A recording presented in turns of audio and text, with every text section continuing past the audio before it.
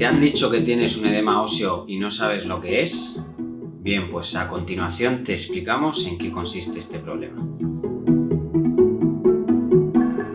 En primer lugar, es importante entender qué es un edema, y esto no es más que un término radiológico que indica presencia de líquido. Y cuando existe líquido en una zona del cuerpo donde no tendría que haber líquido, es porque se ha producido una inflamación.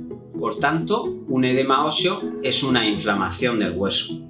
Y esto que suena así un poco raro, se produce de la siguiente forma. Recordemos que el hueso es una estructura tubular rodeada por lo que llamamos hueso compacto o cortical, y en el interior existe lo que llamamos hueso trabecular. La composición y estructura del hueso trabecular es diferente a la del hueso compacto. Mientras que en uno la estructura está comprimida y aporta mucha fuerza y resistencia, el otro es como una telaraña de trabéculas óseas más frágil. Por ello, en determinadas circunstancias, sobre todo en gente joven, si existe un impacto grande en la rodilla o en pacientes mayores que tienen osteoporosis, esto es un hueso mucho más frágil, se pueden producir roturas de estas trabéculas. Estas trabéculas, a su vez, están rodeadas por muchos vasos sanguíneos y cuando se rompen se produce un sangrado.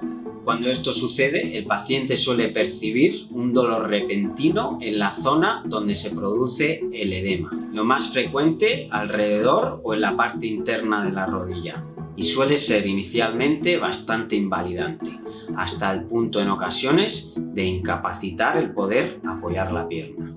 Uno de los problemas de los edemas óseos es que las radiografías no se aprecian, y para diagnosticarlos es preciso realizar una resonancia magnética, donde veremos que existe esa zona o colección de líquido que denominamos edema óseo, y que a su vez se genera por la rotura de esas trabéculas que producen el sangrado.